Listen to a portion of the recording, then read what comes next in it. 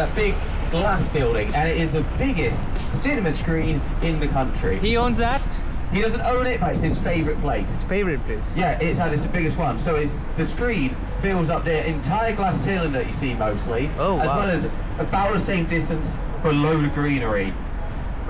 And Chris Nolan says whenever he's directing a film, he directs it as if it's going to be projected on the screen in there. So that explains why his films look so bad on tablets. Left hand side here is the King's College London. That is a building where DNA was discovered to be found in every living organism. And up ahead of us is Waterloo Station. Above the archway of Waterloo Station, you can see a statue of a lady holding a trident. That is Britannia, the metaphorical representation of the British Empire's naval power projection. Heard a song, Rule Britannia, Britannia rules the waves. And it's a place I actually used to work as a noodle chef about 2 years ago. Bonus fact, I made damn good noodles. Now, as we swivel around the BFI, we'll be crossing over Waterloo Bridge, and you'll have a great photo opportunity. I'm pointing at you, young man back there. So basically, ahead of us is the Shell Oil Building, and behind that is a gap before there's another building, which we actually passed through earlier. And if you look through the gap, you'll be able to get a picture of the London Eye looking. That's a place? Is there any entry for that? Entry for where? Like they charge you for the entry? For the South Accent, you mean? I mean, that's a place to look for Big Ben and the... Oh no, but here's the spot you can take the picture. Alright.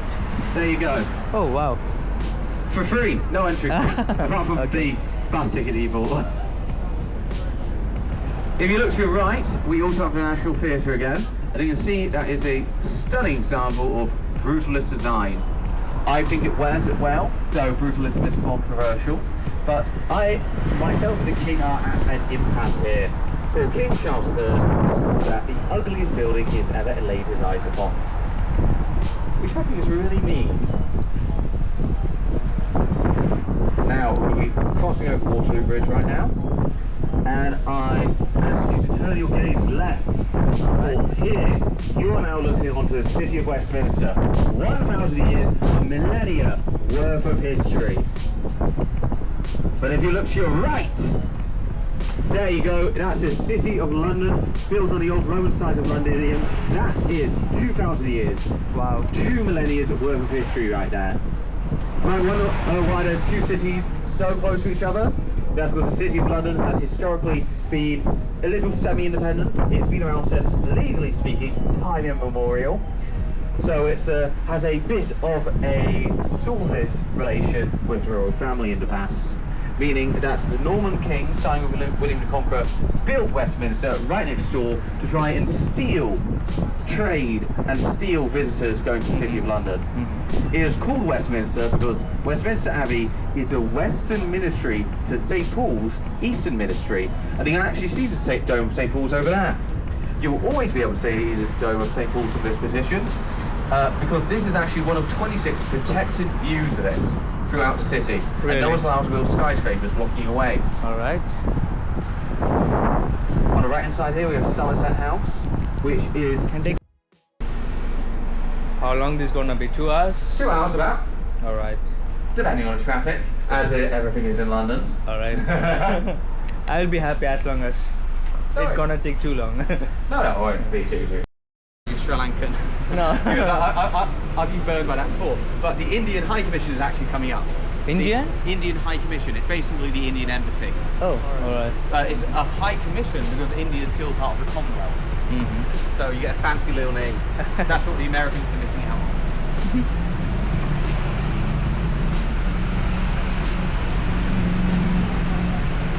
Where are you from? Pakistan. Islam. Ahead of us, we'll be passing by the Waldorf Hotel. This is a very swanky establishment where you can get some fine high tea. So my mother always used to say she preferred her high tea at low places.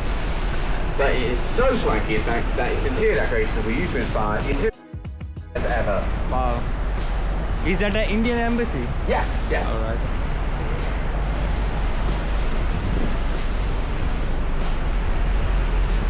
Ahead of us, we have the London School of Economics, LSE, which has many prestigious alumni, including David Attenborough, Hillary Rodham Clinton, and Mick Jagger of the Rolling Stones.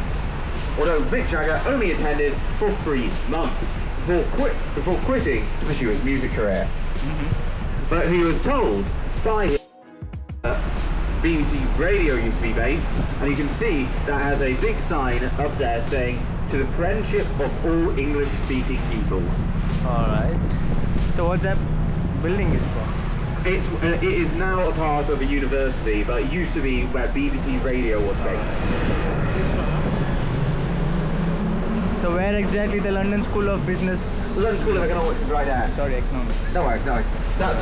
That's just one branch though. It's a city university rather than a campus one. Alright. On the right hand side we also have the Australian High Commission, the basement of which was where the Gringotts and Bank vault scenes in Harry Potter #1 were filmed. Though the later scenes in the later films weren't filmed there, because Australia House got so annoyed with all the tourists trying to come in to see where Harry Potter was filmed that they banned any more movies from working in there. The old temple to the Knights Templar used to be down there, to the south of it. So what temple is that? Just like the church? It was a church, it was a Catholic church, but the Knights Templar were basically a monastic military order who participated in the Crusades. Okay. They all have sorts of conspiracy theories around them these days. Da Vinci Code, if you know that book, was all about the Knights Templar in parts. Also, now we're on the other side of St. Lawrence, I can point out that it is pockmarked with shrapnel shells, which are the remnants from when it sustained a direct hit from the Blitz in World War II. So it was directly bombed. Oh. Of whom?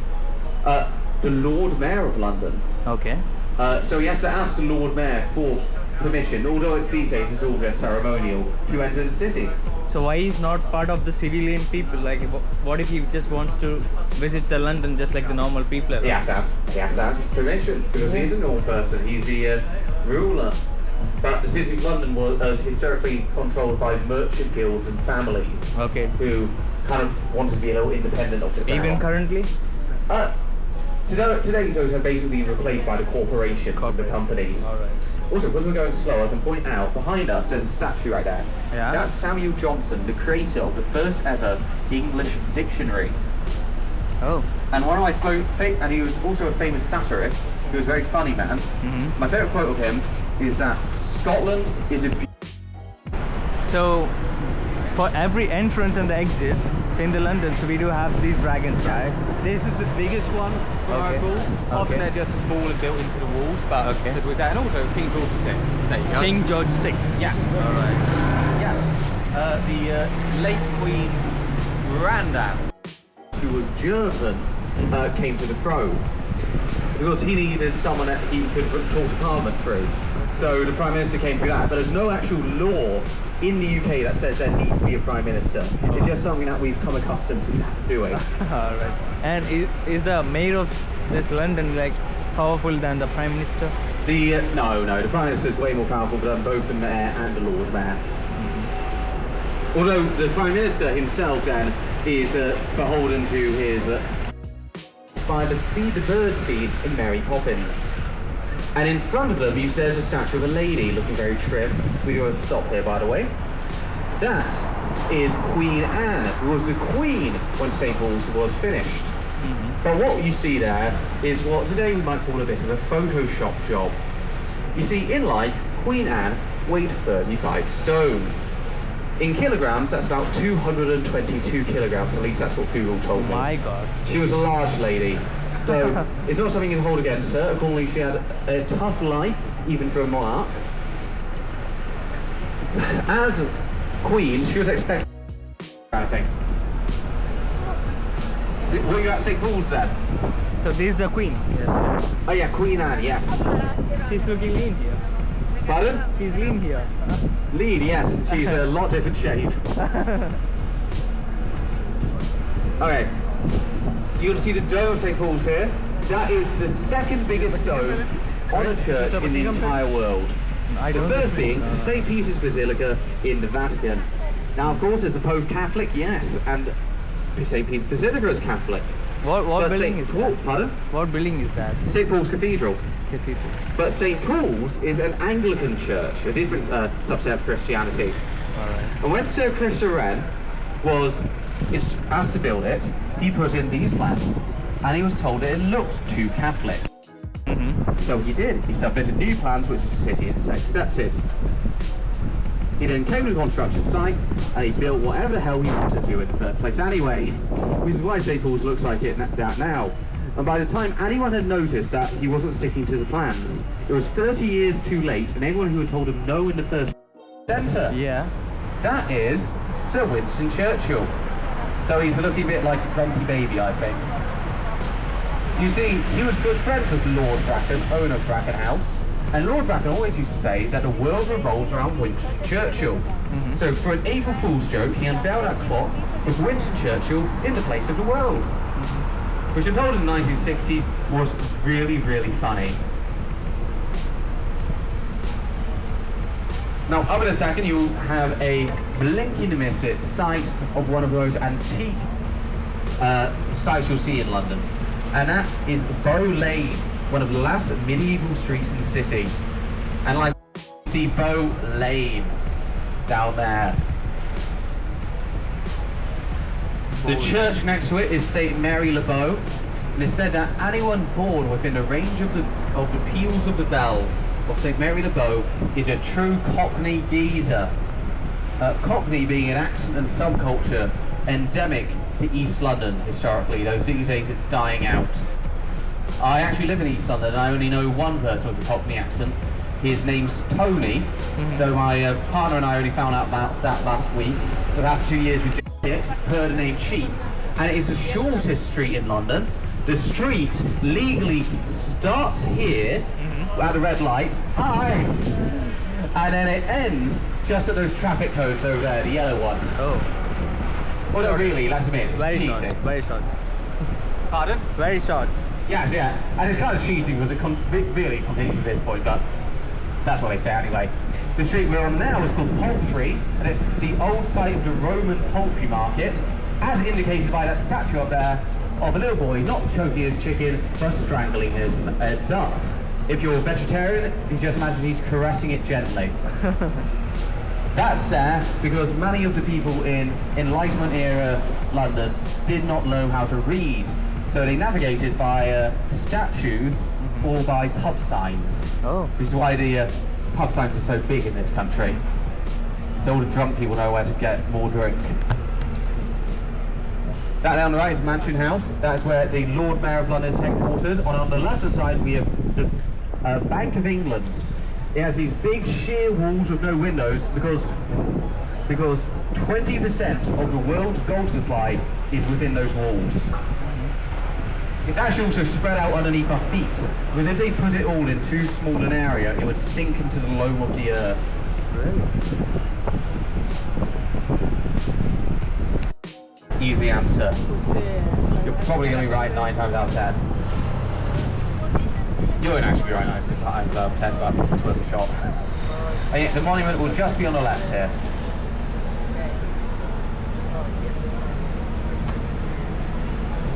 Okay. So yep, this is the monument to the Great Fire of London. The Great Fire, raging for 5 days and 5 nights in 1666, destroying 80% of the city. It killed only officially 20 people, but that's officially the poor people who didn't count on the records. And if you knock it over, it lands on that street right there, the Flame, which is Pudding Lane, where the Great Fire actually started. No worries, no worries. I assume that was for Snapchat or Instagram or something. And welcome to Golden Tours. And how the fire was started? How it was started? Yeah. Basically, at Pudding Lane over there, they had a royal bakery where they made biscuits with Royal Navy. Alright. And they were overworked. There was sawdust on the floor as well as flour, and a spark just fell out of the fire, and that was it. The city was made of wood at that time, so Those rings are made of stone now. And welcome aboard the Golden Falls. My name's James, our lovely driver today is Colin, and if you look left, you'll get one of those iconic sides of the city. Can anyone tell me what that bridge is? Ha! It isn't London Bridge! I fooled you! That's Tower Bridge! Yes. London Bridge is a bridge you're on right now. And it's really ugly. Basically, the original version of this bridge was bought in 1930 by an American oil billionaire, an oil tycoon, who moved it brick by brick to America to a lake Wamasoo where it was reconstructed. London Bridge, Tower Bridge I should say over there, I mean it's the same mistake, is actually way more modern. It's so modern that we have photographs of its construction. I don't know if you know the Golden Gate Bridge in San Francisco. Golden Gate Bridge, ring a bell? But anyway, they're about the same age. Okay, these are London Bridge. Over there on the right hand side of the Borough Market, which up until 5 o'clock in the evening, if you want to go tomorrow, is a lovely place to get some food and some very bland paella. I make better than paella than those guys. I'm not biased, my partner said so, and she would never lie to me. On the left hand side here, there's this big spike. That calls back to the fact that heads of traitors to the city used to be hung along London Bridge, including Braveheart himself, William Wallace, Scottish rebel, Scottish hero too. Which I'm sure must have got him to build up quite a sweat. What building is that? If it was the Shard, if it was any taller, it wouldn't be allowed because it would interfere with air traffic. Okay. And the very top looks broken, and it's designed to look that way for some reason. I actually don't understand why they'd make such a decision.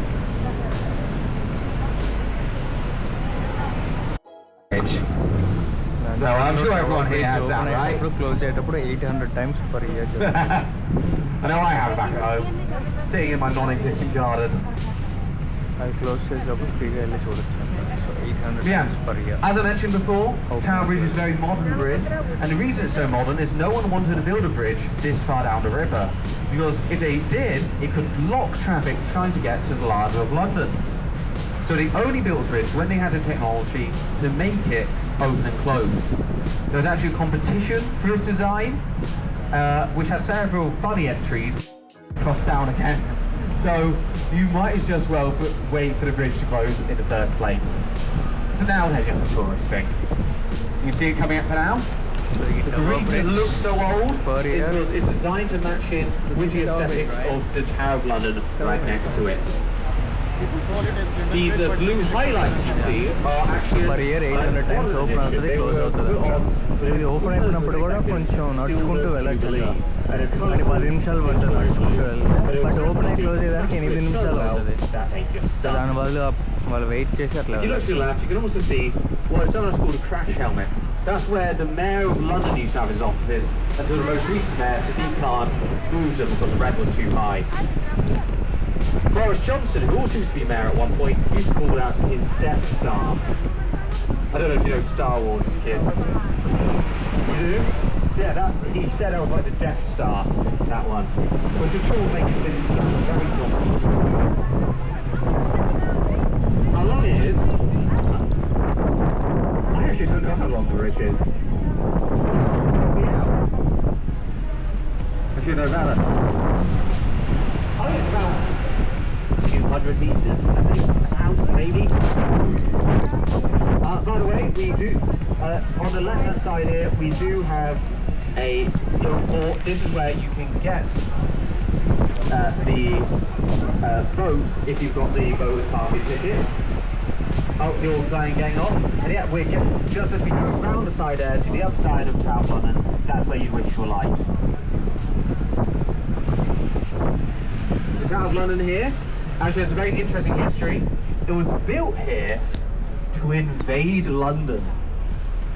When the Norman king, William the Conqueror, took over, him and the City of London had a bit of an uneasy relationship.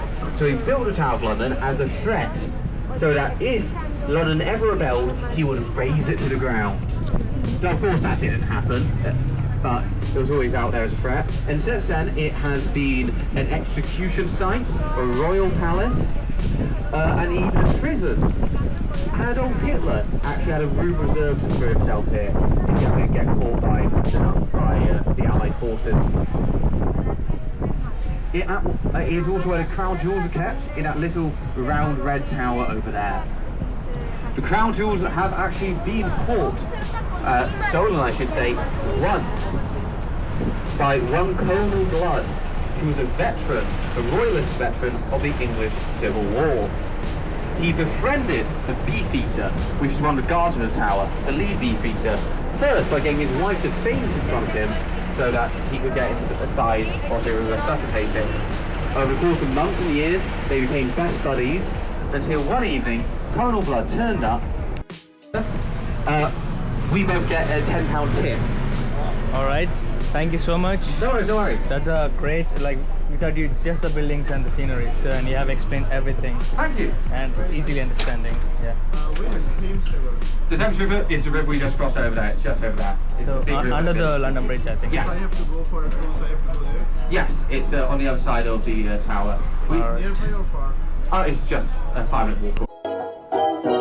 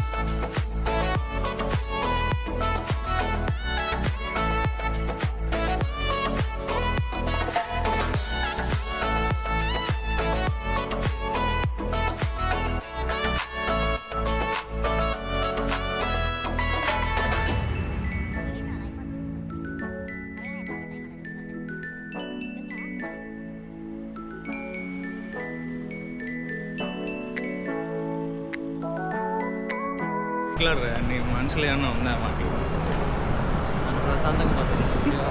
అరే screen మీద ఇట్లా face వెళ్ళకపోతే ఎట్లా రా ఎట్లా మనం ఎక్కడున్నాం అదేనా చెప్పు చెప్పురా ఎక్కడున్నావు చెప్పురా ఎక్కడున్నావు నేను నిజంగా ఇంటర్వ్యూకి పనికి వస్తుంది నేను ఆపరా బాబు. ఓకే చెప్పు నిజంగా నువ్వు ఉన్నావనే నేను ఫ్రంట్ కెమెరా పెట్టాను నేను కూడా తీసుకున్నా